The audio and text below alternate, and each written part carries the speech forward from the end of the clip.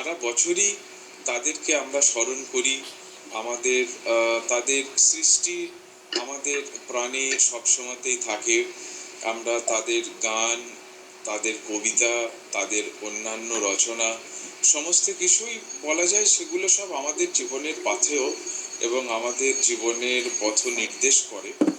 তো ফলে তাদেরকে আমরা সারা বছরই স্মরণ করি এবং এখনকার স্মরণটা হচ্ছে একটু আনুষ্ঠানিকতা।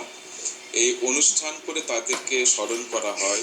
তো সেক্ষেত্রে সঞ্জয়ের এই যে প্রতি বছরের এই যে উদ্যোগ, এই উদ্যোগটাকে আমি প্রথমেই সাধুবাদ জানাচ্ছি। আমাদের এই যে রবীন্দ্রনাথ এবং নজরুল, তাদের দুজনকে একই বন্ধনীর মধ্যে রেখে তাদের জন্ম জয়ন্তী এবং তাদের প্রয়াণ দিবস স্মরণ করাটা আমরা করে থাকি একই সময়ে। কেননা তাদের জন্ম বাংলা মাস হিসাবে দেখা যায় যে অন্য অন্য মাস, যেমন রবীন্দ্রনাথ বৈশাখ, তো নজরুল জ্যৈষ্ঠ। সেরকম তাদের প্রয়াণ দিবস রবীন্দ্রনাথ শ্রাবণ, তো নজরুল হচ্ছে আষাঢ়। কিন্তু এই মে মাসেই কিন্তু আমরা দেখতে পাই দুজনেরই জন্মদিন পড়ছে। একজনের 8 তারিখ, একজনের হচ্ছে 25। আবার প্রয়াণও তাই, ইংরেজি যদি আমরা অগস্ট মাস ধরি, সেখানেও দুজনেরই প্রয়াণ দিবসকে একই মাসে পড়ছে। তো সেই জন্য রবীন্দ্রনাথ এবং নজরুলকে আমরা একই সাথে রবীন্দ্র নজরুল জয়ন্তী বা তাদের প্রয়াণ দিবসের স্মরণ আমরা করে থাকি। কিন্তু এই যে এত মানে তাদের প্রতি আমাদের যে আবেগ, সেটার কারণ আমরা নির্দিষ্ট করে নিশ্চয়ই জানি। তাদের প্রেরণা এবং তাদের অবদান আমাদের জীবনে কতটা, এবং আমরা কতটা তাদের কাছ থেকে প্রাণিত হয়ে আমাদের জীবনে পথ চলাফেরা করি। তো আমি আজকে আপনাদেরকে এই রবীন্দ্রনাথ এবং নজরুলের যে সম্পর্কের একটা ছোট গল্প, একটা দুটো অনুষঙ্গ আমি শোনাবো। সেটা হলো যে রবীন্দ্রনাথ নজরুল যখন মানে আগে ওইটা তথ্যটা দিই যে রবীন্দ্রনাথ নজরুলের থেকে 38 বছর মানে বয়সে তার তিনি সিনিয়র ছিলেন। এবং নজরুল ইসলাম যখন করাচি থেকে তার সৈন্যবাহিনীর চাকরি থেকে অবসর নিয়ে যখন তিনি কলকাতায় ফিরলেন 1920 সালে, তখন তিনি সেখানে এসে উঠেছিলেন কলকাতার কলেজ স্ট্রিটে বঙ্গীয় মুসলমান সাহিত্য সমিতির অফিসে। সেখানে একটা পত্রিকা প্রকাশিত হতো, বঙ্গীয় মুসলমান সাহিত্য সমিতির পত্রিকা। তো সেখানে থাকতেন মোহাম্মদ শহীদুল্লাহ, যিনি পরবর্তীকালে বিখ্যাত ভাষাবিদ ডক্টর মোহাম্মদ শহীদুল্লাহ হয়ে উঠেছিলেন। সেই ডক্টর মোহাম্মদ শহীদুল্লাহ নজরুল ইসলামকে শান্তিনিকেতন নিয়ে গেছিলেন 1921 সালে। এই 1921 সালে যখন নিয়ে গেছিলেন, তখন কিন্তু নজরুলের বিদ্রোহী কবিতা প্রকাশিত হয়নি। তো 1921 সালে রবীন্দ্রনাথ এবং নজরুলের সাথে প্রথম সাক্ষাৎ হয় শান্তিনিকেতনে, এবং তাদের মাধ্যম ছিলেন এই মোহাম্মদ শহীদুল্লাহ, পরবর্তীকালে যিনি ভাষাবিদ ডক্টর মোহাম্মদ শহীদুল্লাহ। তো নজরুল ইসলামকে 22 বছরের তরুণ নজরুলকে রবীন্দ্রনাথ দেখে খুব খুশি হয়েছিলেন, এবং ততক্ষণে নজরুলের গুটি কয়েক কবিতা পড়ে রবীন্দ্রনাথ তার উপরে, তাকে না দেখেই তার খুশি হয়েছিলেন। এবং তাদের মধ্যে আলাপ আলোচনা হয়। তখন যখন ডক্টর মোহাম্মদ শহীদুল্লাহ রবীন্দ্রনাথকে বলেন যে নজরুল, যে তার গীতবিতানের সমস্ত কবিতাগুলো, তার মানে গীতবিতানের সমস্ত গান নজরুলের মুখস্থ। তিনি তাকে রবীন্দ্রসঙ্গীতের হাফেজ বলে মুজাফফর আহমেদ এরা ঠাট্টা করতেন। রবীন্দ্রনাথ অবাক হলেন এবং নজরুলকে একটা গান গাইতে বললেন। তো নজরুল সে গান গাইতে সম্মত হলেন, কিন্তু একটা কন্ডিশন দিলেন যে তার গান শেষে রবীন্দ্রনাথকেও একটা কবিতা আবৃত্তি করতে হবে। তাতে রবীন্দ্রনাথ সম্মত হলেন এবং তাদের এইভাবে মানে পরিচয়ের সূত্রপাত হলো এবং পরবর্তীকালে খুব সুন্দর একটা সম্পর্ক এই শুরু হলো। এবং যখন তারা শান্তিনিকেতন থেকে কলকাতা ফিরবেন, এমতো অবস্থায় রবীন্দ্রনাথ নজরুলকে একটা প্রস্তাব দিয়েছিলেন যে শান্তিনিকেতনে থেকে যাওয়ার জন্য। কিন্তু অচিন্ত্য কুমার সেনগুপ্ত নজরুলকে জ্যৈষ্ঠের ঝড় বলেছিলেন। তো জ্যৈষ্ঠের ঝড়কে তো আর কোথাও থিতু করা যায় না, ফলে নজরুল ইসলাম কবিগুরুর সেই প্রস্তাবে সম্মত না হয়ে তিনি কলকাতা ফিরে চলে এসেছিলেন। এবং এই যে 1920 থেকে 1941 রবীন্দ্রনাথের যে জীবদ্দশার 21 বছর, এবং নজরুল 1921 থেকে 1942 জুলাই মাস পর্যন্ত তার সুস্থ থাকা অবস্থায় আমরা দেখেছি যে রবীন্দ্রনাথের সাথে তার একটা ওই 1941 পর্যন্ত একটা সরাসরি সম্পর্ক, এবং 1943 পর্যন্ত যতক্ষণ পর্যন্ত নজরুল ইসলাম সুস্থ ছিলেন, রবীন্দ্রনাথের প্রতি তার একটা শ্রদ্ধা আর তার প্রতি একটা মানে অপার শ্রদ্ধা। তাকে খুব শ্রদ্ধা ভরে নজরুল গুরুজি বলতেন, আর রবীন্দ্রনাথ তাকে খুব স্নেহ ভরে কাজী বলতেন। এই যে একটা আজীবন সম্পর্ক একটা মানুষের সাথে গড়ে উঠল, তো সেইটা অনেক ঘটনা আছে। আমি আর একটা ঘটনা বলেই কথা শেষ করব, যে ঘটনাটা আমার আমাকেও অনেকটাই প্রভাবিত করেছিল এবং যে কারণে রবীন্দ্রনাথের উপরে তথ্যচিত্র তৈরি করার পর আমি নজরুলের উপরে একটা তথ্যচিত্র নির্মাণ করেছিলাম। এই ঘটনাটা কখন, যখন আনন্দময়ীর আগমনে এই কবিতাটা লেখার জন্য নজরুলকে কারাদণ্ডে দণ্ডিত করা হয় এবং তিনি 11 মাস যাবৎ জেলে থাকলেন। তো জেলে তিনি যখন একজন রাজবন্দীর সম্মান পাচ্ছিলেন না, তখন সেই নিয়ে তিনি একটা অনশন করেছিলেন এবং সেই অনশন অনেক দিন ধরে চলেছিল। বাংলার সেই সময়কার বড় বড় মানুষরা খুব উদ্বিগ্ন হয়ে উঠেছিলেন। রবীন্দ্রনাথ ছিলেন শিলংয়ে, তিনিও উদ্বিগ্ন হয়ে একটা তার বার্তা পাঠিয়েছিলেন। সেটা সবাই জানেন, সেই তার বার্তাটা যে give up the hunger strike, our literature claims you. তো একজন ওই সময় 22-23 বছরের একজন যুবক, একজন নব্য কবি, তাকে রবীন্দ্রনাথ বলছেন যে আওয়ার লিটারেচার ক্লেমস ইউ। এই বিষয়টা আমাকে কিন্তু খুব ভাবিয়েছিল। এবং পরবর্তীকালে যে ঘটনাটা আমি বলতে চাচ্ছি সেটা হলো যে রবীন্দ্রনাথ সেই সময়ে তার বসন্ত গীতিনাটক লেখা শেষ করেছেন এবং সেই গীতিনাটকটা যখন প্রকাশিত হচ্ছে দেখা গেল নজরুলকেই উৎসর্গ করেছেন এবং উৎসর্গপত্রে তাকে কবি বলে অভিহিত করেছেন। এই প্রথম জোড়াসাঁকো ঠাকুরবাড়ির বাইরে রবীন্দ্রনাথ কাউকে তার বই উৎসর্গ করলেন।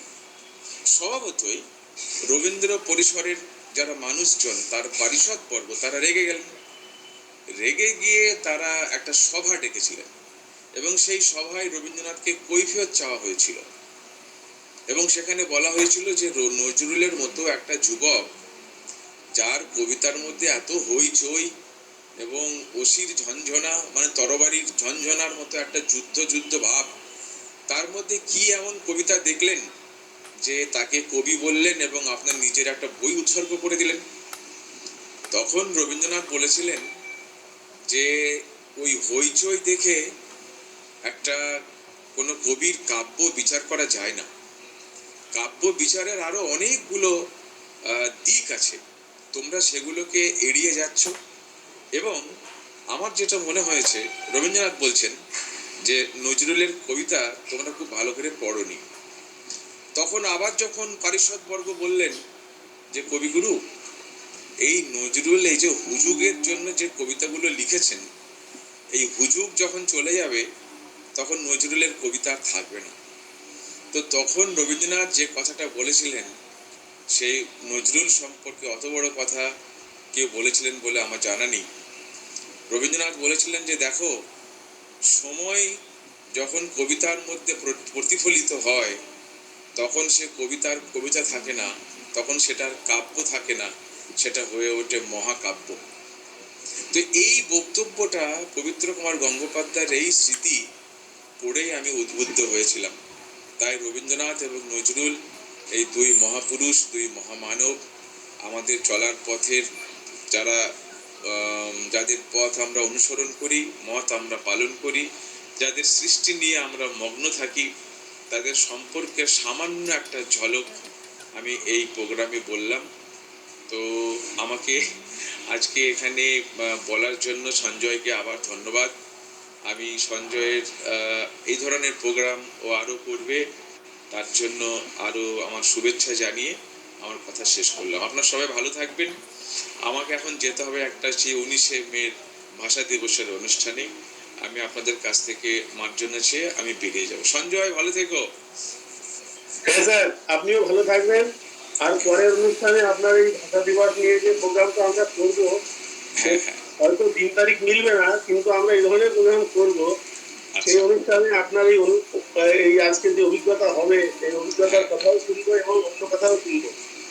আপনাকে অনেক ধন্যবাদ স্যার। আমাদের যারা আছেন টিচাররা, তাদের জন্য বলি, এতক্ষণ যার কথা আপনারা শুনলেন, মাননীয় মুজিবুর রহমান সাহেব, উনি আমাকে ছোট ভাইয়ের মতন দেখেন এবং আমি ওনাকে দাদা, স্যার সব রকম দিকেই পাই। উনি একজন চিত্র পরিচালক এবং আমি যদি খুব ভুল না করি তাহলে ওনার 60টার মতো সিনেমা ইতিমধ্যে পাবলিশ হয়েছে। আমার চ্যানেলে, আমার একটা ইউটিউব চ্যানেল আছে, সেখানেও ওনার দু একটা ভিডিও বা এই বিষয়ে কিছু মূল্যবান বক্তব্য আছে। আর ওনার নিজের নামেও আপনারা ইউটিউবে সার্চ করবেন, ওনার কাজকর্মের কথা শুনতে পাবেন। স্যার, আপনি অনেক ভালো থাকবেন, সুস্থ থাকবেন। ওকে ভাই, ভালো থেকো, থ্যাংক ইউ। আর গিয়াসউদ্দিন স্যার একবার যুক্ত হয়েছিলেন, স্যার আপনি আছেন? সম্ভবত নেই, হয়তো আসলে নেটওয়ার্কের সমস্যাটাই হচ্ছে এমন যে আমি দেখতে পাচ্ছি একজন আছেন, তিনি অ্যাড হতে চান, তাকে অ্যাড করতে চাইছি কিন্তু সিস্টেম কাজ করছে না। এরকম অনেক ক্ষেত্রে হয়। আমি অনেককেই এরকম ভাবে যুক্ত করতে পারিনি, কারণ আমি চেষ্টা করছি যুক্ত করার, কিন্তু হচ্ছে না, সিস্টেম কাজ করছে না। কাকলি দিদি কাকলি দিদি বলছিলেন ওনার শরীর খুব খারাপ। তো কাকলি দিদি যদি আপনার প্রেজেন্টেশনটা এই মুহূর্তে করেন সুবিধা হবে। ধন্যবাদ। আমি আজকে 150 বছর বন্দে মাতরমের সেই সুরটার আর সঙ্গে রবীন্দ্রনাথকে মিলিয়ে একটা প্রেজেন্টেশন করার চেষ্টা করছি।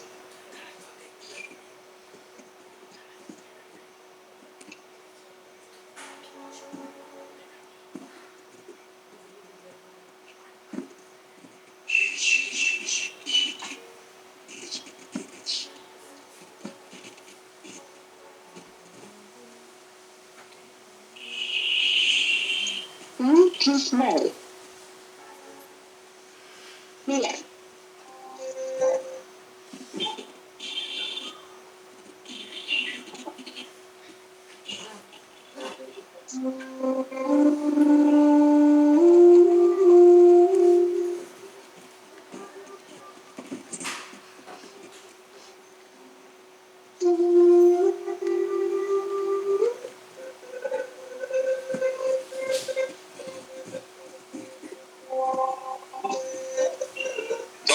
মাইক্রোফোনটা অফ করুন।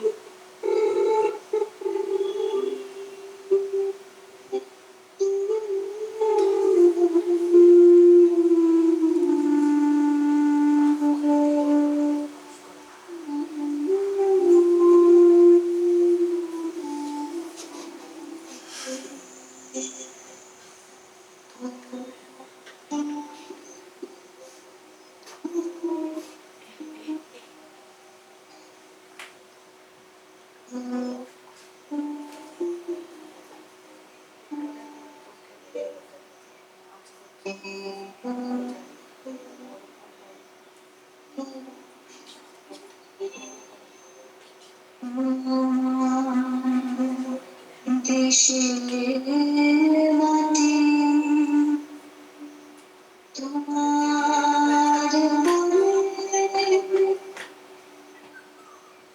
তোমার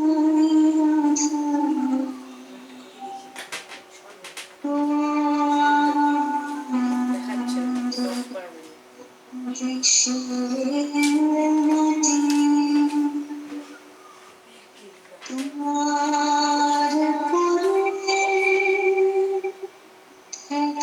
একাই মাথা তোমাদের শুনি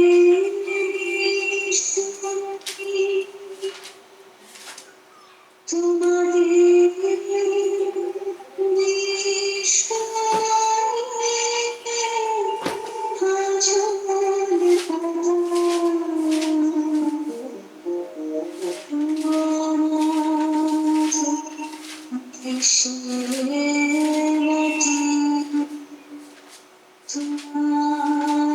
পরে একাই মাথা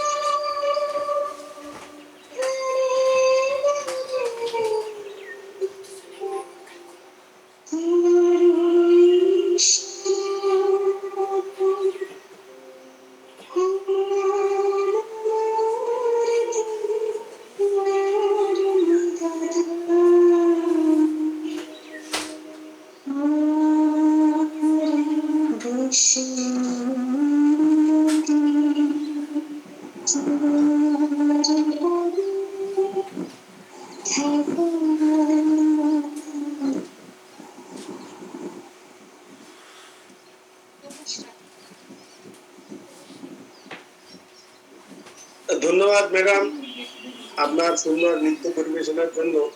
আপনি চেষ্টা করেছেন অনেক, কিন্তু যন্ত্রের যন্ত্রণা কে কেমন ভাবে শুনতে পেয়েছেন দেখতে পেয়েছেন জানি না। এই মুহূর্তে আমার কাছে একটা মেসেজ এসছে, আমাদের একজন দিদিমণি তিনি জয়েন করেছেন, তার খুব একটা আর্জেন্সি রয়েছে, তো তাকে একটু সুযোগ দেব। কিন্তু তার আগে আমাদের মধ্যে এখন যুক্ত হয়েছেন গিয়াসউদ্দিন স্যার। আপনাকে নমস্কার, স্বাগত। আর গিয়াসউদ্দিন স্যার, আমরা যে গানটা শুনে থাকি বাংলা আমরা সর্ষে ইলিশ, যে গানটা লোপামুদ্রা মিত্র গেয়েছেন এবং আমাদের ভালো লাগে, এবং বিভিন্ন অনুষ্ঠানে বিশেষত এই 25শে ফেব্রুয়ারি বা এই ধরনের অনুষ্ঠানে আমরা এই গানটাও গাই। তো স্যারের কাছে এক্ষুনি যদি 2-5 মিনিট পরে আসি, কোনো অসুবিধা হবে স্যার? না, ঠিক আছে। ও তাহলে এখন সঞ্জয়দা, আগে বলছি বেশ কয়েকটা ছোট বাচ্চা আমাদের সঙ্গে আছে বিভিন্ন স্কুলে। হ্যাঁ, এবার ওদের তো একটু ধৈর্যটা কম, এটা বুঝে ওদেরকে একটু আমি আছি এখন। মাঝে মাঝে হ্যাঁ, একটু ছাড়তে হবে। আচ্ছা সেটা ছাড়বো। বর্ধমান থেকে 3 জন আছে। আচ্ছা ওদেরকে দেবো, কিন্তু খুব আর্জেন্সি রয়েছে আমাদের এই দিদিমণির, তো তাকে একটু সুযোগ দিতে চাই আগে, যদি সবাই অনুমোদন করেন। স্নিগ্ধা দিদিমণি, আপনি শুরু করুন।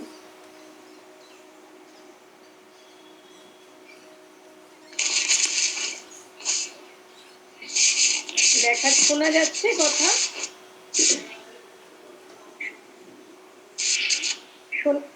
শোনা যাচ্ছে? শোনা নমস্কার। যাচ্ছে না, শোনা যাচ্ছে, কিন্তু পেছনের দরজাটা বন্ধ করে দিন, তাহলে আরো ভালো ছবিটা আসবে। পিছনে তো কোনো দরজা নেই। ও, ঠিক আছে, অসুবিধা নেই। আসলে যেটা আর্জেন্সি, যে আমার একটা অ্যাপয়েন্টমেন্ট ডক্টরের কাছে আছে, আমাকে এখনই চলে যেতে হবে। সেই জন্য আমি সকলের কাছে একটু অনুরোধ জানিয়ে আমি অংশগ্রহণ করতে যেহেতু ইচ্ছুক, সেই জন্য আমার আবৃত্তিটা আমি উপস্থাপন করছি। ভারত চিত্ত। হেমর চিত্ত পুণ্য তীর্থে জাগরে ধীরে, এই ভারতের মহামানবের সাগর তীরে, হেথায় দাঁড়ায় দুবাহু বাড়ায় নমি নর দেবতারে, উদার ছন্দে পরমানন্দে বন্দন করি তারে। ধ্যান গম্ভীরেই যে ভূদর নদী জপমালা ছিত প্রান্তর, হেথায় নিত্য হের পবিত্র ধরিত্রীরে, এই ভারতের মহামানবের সাগর তীরে। কেহ নাকি জানে কার আহ্বানে কত মানুষের ধারা, দুর্বার স্রোতে এলো কোথা হতে সমুদ্রে হলো খাড়া। হেথায় আর্য, হেথা অনার্য, হেথায় দ্রাবিড় চীন, সব হুন্দল পাঠান মোগল এক দেহে হলো লীন। পশ্চিমে আজি খুলিয়াছে দ্বার, সেথা হতে সবে আনে উপহার, দিবে আর নিবে মিলাবে মিলিবে যাবে না ফিরে, এই ভারতের মহামানবের সাগর তীরে। রণধারাবাহী জয়গান গাহি উন্মাদ কলরবে, ভেদি মরুপদ গিরি পর্বত যারা এসেছিল সবে, তারা মোর মাঝে সবাই বিরাজে, কেহ নহে নহে দূর। আমার শনিতে রয়েছে ধ্বনিতে তার বিচিত্র সুর। হে রুদ্র বীণা বাজো বাজো বাজো, ঘৃণা করি দূরে আছে যারা আজো, বন্ধু নাসিবে তারাও আসিবে, দাঁড়াবে ঘিরে, এই ভারতের মহামানবের সাগর তীরে। হেথা একদিন বিরামবিহীন মহা ওঙ্কার ধ্বনি, হৃদয় তন্ত্রে একের মন্ত্রে উঠেছিল রণরণী। তপস্যা বলে একের অনলে বহুরে আহুতি দিয়া, বিভেদ ভুলিল জাগায়ে তুলিল একটি বিরাট হিয়া। সেই সাধনার সে আরাধনার যজ্ঞশালার খোলা আজিদার, হেথায় সবারে হবেন দিবারে আনত শিরে, এই ভারতের মহামানবের সাগর তীরে। সেই হোমানলে হেরো আজি জলে দুঃখের রক্ষা, হবে তা সহিতে মর্মে দহিতে আছে সে ভাগ্যে লিখা। এ দুঃখ বহন পরমর মন, শোনরে একের ডাক, যত লাজ ভয় সব অপমান দূরে যাক। দুঃসহ ব্যথা হয়ে অবসান, জন্ম লোভিবে কি বিশাল প্রাণ, এই ভারতে মহামানবের সাগর তীরে। এসো হে আর্য, এসো অনার্য, হিন্দু মুসলমান, এসো এসো আজ তুমি ইংরাজ, এসো এসো খ্রিস্টান, এসো ব্রাহ্মণ সূচি করি মন, ধরো হাত সবাকার। মার এসো হে পতিত হোক অবনী সব অপমান ভার, মার অভিষেকে এসো এসো তরা, মঙ্গল ঘট হয় নিজে ভরা, সবার পরশে পবিত্র করা তীর্থ নিরে, আজি ভারতের মহামানবের সাগর তীরে, আজি ভারতের মহামানবের সাগর তীরে। নমস্কার। খুব সুন্দর ম্যাম, খুব সুন্দর। আপনার ব্যস্ততার মধ্যেও আমাদেরকে সময় দিয়েছেন, তার জন্য অনেক ধন্যবাদ। Over to Animesh sir. হ্যাঁ, নমস্কার সবাইকে। আসলে আমাদের এখান থেকে বনগা থেকেও কিছু আছে, বাচ্চা আছে, এবং পশ্চিম বর্ধমানের নতুন ডাঙ্গা উচ্চ বিদ্যালয় থেকেও ওরা 3 জন আছে। তো আমরা এদের ছোট বাচ্চাগুলোকে আগে একটু ছেড়ে দিই সঞ্জয়টা। আজকে রবীন্দ্র নজরুল স্মরণ অনুষ্ঠান হচ্ছে, সেখানে দাঁড়িয়ে বারান্দার এক কোণে ঝাড় দিয়ে জমা করা ধুলোর মধ্যে পুঁতেছিলেন আতার বিচি। কবে তার থেকে কচি পাতা বেরোবে দেখবার জন্য মন ছটফট করছে। নীলকমল মাস্টার উঠে গেলেই ছুটে গিয়ে তাকে দেখে আসা যায়, আর দেওয়া চাই জল। নাইবা বললাম শেষের সে কথা, আমাদের ছেলেবেলার কথা স্মরণ করা এক্ষেত্রে স্মৃতি মধুর। কেননা রবীন্দ্রনাথের ছেলেবেলার সাথে একদিন ঝাঁটার ঝড়ে উড়িয়েছিল ধুলো, যে ধুলো আকাশ ঢেকেছিল দ্রুত আবিষ্কারে। তাই আমাদের ছেলেবেলা থেকে প্রকৃতিপ্রেমী রবীন্দ্রনাথকে আবিষ্কারের ক্ষুদ্র প্রয়াস।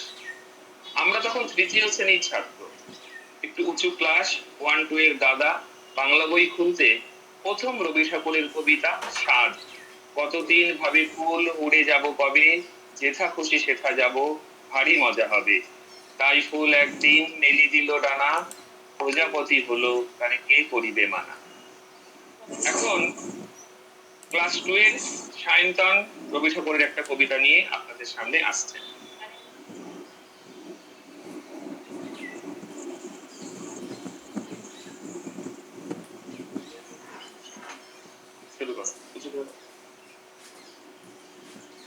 নমস্কার। আমাদের ছোট নদী চলে আগে বাঁকে, বৈশাখ মাসে তার হাঁটু জল থাকে। পার হয়ে যায় গরু, পার হয় বাড়ি, দুই ধার উঁচু তার ঢালু তার বাড়ি। চিক চিক করে বালি, কোথা নাই কাদা, এক ধারে কাশবন ফুলে ফুলে সাদা। কিচিমিচি করে সেটা শালিকের ঝাঁক, রাতে ওঠে থেকে থেকে শেয়ালের হাক। ছেলে নাহিবার কালে গামছায় জল ভরি গায়ে তারা ঢালে। সকালে তবু নাওয়া হলে পড়ে, আঁচলে ছাকিয়া তারা ছোট মাছ ধরে। আষাঢ়ে বাদল নামে নদী ভর ভর, মাতিয়া ছুটিয়া চলে ধারা খরতল। দুই কূলে বনে বনে পড়ে যায় সারা, বর্ষার উৎসবে জেগে ওঠে পাড়া। খুব ভালো, ধন্যবাদ সায়ন্তনকে। সায়ন্তনকে কবিতা শুনলাম, খুব ভালো লাগলো। এবার গিয়াসউদ্দিন স্যারকে একটু ডাকতেই হবে, কারণ ব্যস্ততম মানুষ। একদম একদম। স্যার, স্যারের পরে প্রস্তুত থাকবে পিউলাহা।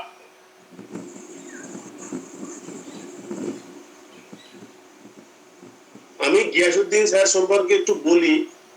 আমি একটু আগে কয়েকবার বলছিলাম যে বাংলা আমার সরষে ইলিশ একটা গানের কথা, কিন্তু উনি একটা গানই লেখেননি, এরকম অনেক গানই আছে। এবং উনি চুরুলিয়া, যেখানে আমাদের কাজী নজরুল ইসলামের জন্ম, বর্ধমান জেলার চুরুলিয়া, সেই কাজী নজরুল ইসলামের জন্ম ভিটের কাছাকাছি একটা স্কুলের উনি প্রধান শিক্ষক, উনি রিটায়ার করেছেন। উনি একজন নজরুল গবেষক, এবং আমরা কাজী নজরুল ইসলামের যত গান, কবিতা, নাটক, প্রবন্ধ আমরা দেখতে পাই, পড়তে পাই, উনি এই সমস্তগুলো ইংরাজি অনুবাদ করে বিশ্বের দরবারে পৌঁছে দিয়েছেন।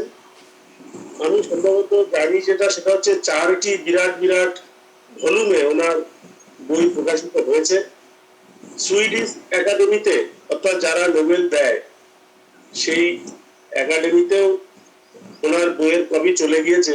সমস্ত বিশ্বের দরবারে নজরুল ইসলাম পৌঁছে গিয়েছেন, এবং যারা যারা নজরুল ইসলামকে বিশ্বের দরবারে পৌঁছে দিয়েছেন তার মধ্যে অনুবদ্ধ হচ্ছেন, অন্যতম হচ্ছেন গিয়াসউদ্দিন দালাল স্যার। তো স্যারের কথা এখন আমরা শুনবো।